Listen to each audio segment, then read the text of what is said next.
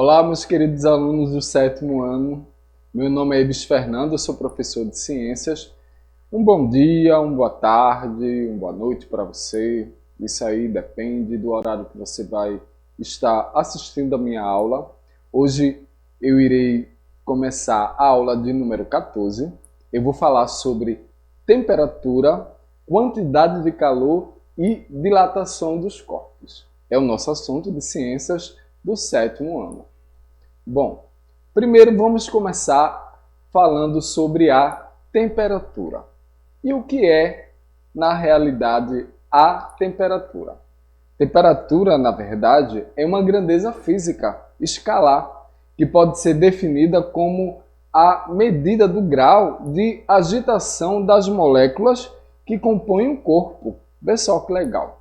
Quanto maior a agitação molecular, maior será a temperatura do corpo e mais quente ele estará e vice-versa.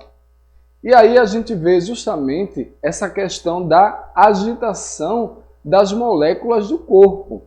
E aí temos na telinha uma temperatura baixa, ou seja, as moléculas ali elas se encontram num estado sólido, no caso da água, o gelo. Quando ela parte ali para o líquido, as moléculas já estão numa temperatura média, ou seja, já mudou de fase e as moléculas começaram ali a se agitar. Quando as moléculas estão no estado ali de vapor, de gás, a temperatura ela está alta. Observe que as moléculas elas estão agitadas. E se a temperatura estiver muito alta, a gente tem aí a questão do plasma, que é um gás ionizado. Então, temos justamente essa questão da agitação. Quanto maior for aí a temperatura, maior será a agitação das moléculas. E é claro que os estados físicos da matéria, eles também irão mudar. Então, como é que vai se medir a temperatura? Quando a gente aquece um corpo, qualquer que seja ali suas moléculas, vai, na realidade, aumentar a vibração e tende a se afastar umas das outras, ocorrendo aí o que a gente chama de dilatação térmica dos materiais. Se o corpo ele for resfriado, vai ocorrer uma contração térmica. E aí a forma mais simples de medir a temperatura é aproveitar o comportamento da dilatação térmica e construir a partir disso uma escala termométrica. Então, quando a gente coloca um termômetro de mercúrio, que é um material sensível aí às variações de temperatura, em contato, lógico, com o corpo, né? Por exemplo, uma pessoa que está com febre, o mercúrio no interior do termômetro ele vai ser aquecido e quando ele é aquecido, ele vai dilatar-se até que sua temperatura iguale-se com a do corpo, agindo assim, no caso, né, atingindo o equilíbrio térmico.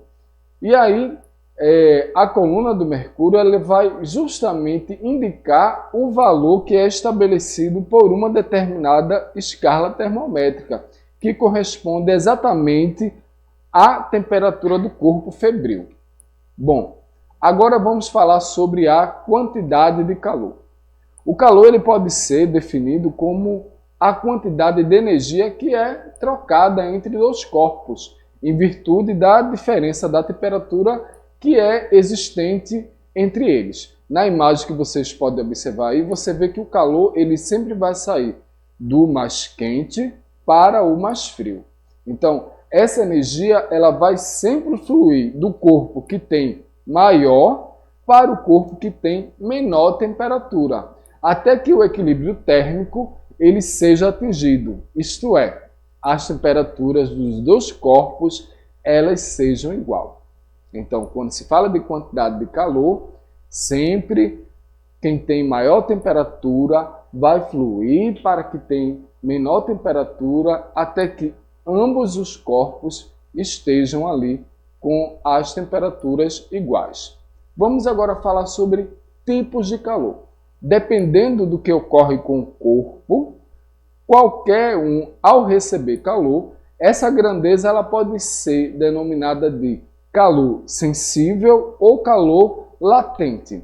Quando é um calor sensível? É quando a quantidade de calor que é retirada ou fornecida a um corpo, ela é capaz apenas de gerar uma variação de temperatura.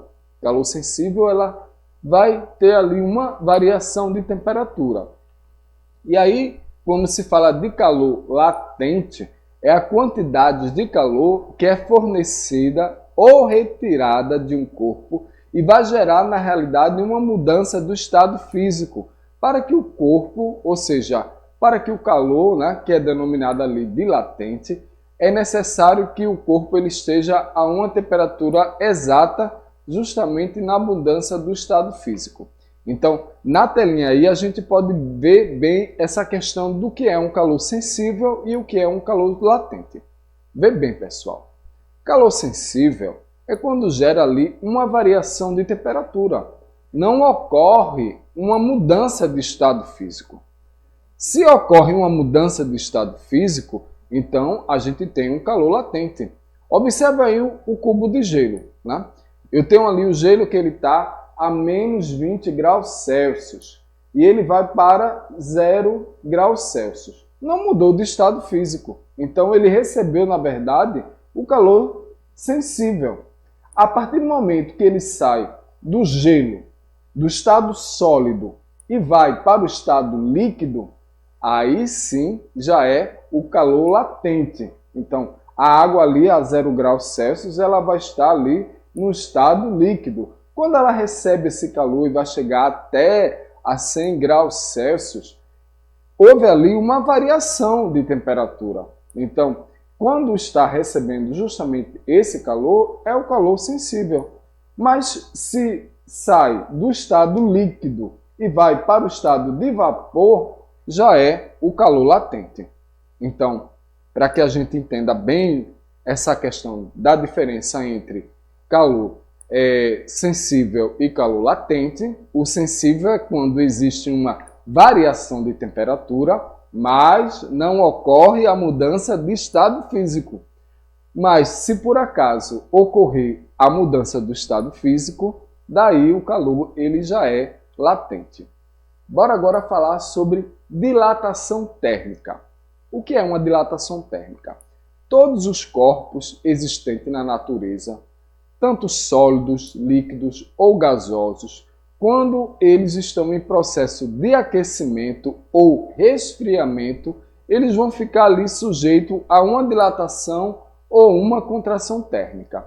E esse processo aí de contração, que é a dilatação térmica aí dos corpos, vai ocorrer em virtude do aumento ou da diminuição do grau de agitação das moléculas que constituem ali os corpos. Quando eu estou falando do grau de agitação das moléculas, eu estou falando da temperatura. Então, a dilatação térmica ela vai depender do aumento ou da diminuição da temperatura, que é justamente o grau da agitação ali das moléculas. Bom, quando a gente aquece um corpo, por exemplo, vai ocorrer um aumento da distância entre as suas moléculas, em consequências ali da elevação do grau da agitação delas. Bora agora falar da dilatação térmica, a dilatação térmica que é linear. É a dilatação que vai se caracterizar pela variação do comprimento do corpo. Eu não sei se vocês já observaram, né, quando vocês estão de dia e olham para aqueles postes, né, a questão dos fios, que são de metais. Durante o dia eles vão fazer uma curvatura. O que é que está acontecendo? Eles estão recebendo calor, né, o calor que é do sol, e aí irá se dilatar e existe essa curvatura. Quando chega a noite, acontece o resfriamento e essa curvatura não acontece mais. Ele vai estar justamente retilíneo. Então, quando aumenta justamente de comprimento, a gente chama essa dilatação de linear. Já a dilatação superficial é a dilatação que vai ser caracterizada pela variação da área superficial do corpo. Então, observe aí na telinha que a gente tem justamente um quadrado ou um retângulo, que um retângulo, na verdade, ele é um quadrado, e quando se aquece, a área desse retângulo daí, ela vai aumentar. Então, quando se fala de dilatação superficial, eu estou dizendo que a área é que aumenta, não é só o comprimento. Sabemos que quando se fala de um retângulo, a gente tem ali o comprimento e a largura. Então, se fala de dilatação superficial, o que vai se aumentar, na verdade, é a superfície, é a área. E agora vamos falar sobre a dilatação volumétrica. É justamente a dilatação que se caracteriza pela variação do volume do corpo. E agora temos ali um quadrado, né? Temos um cubo. Observe que o cubo, a gente tem ali a questão da altura, da largura e do comprimento. E se fala da dilatação volumétrica, a gente fala do volume do cubo, que irá aumentar de acordo aí com o aumento da temperatura.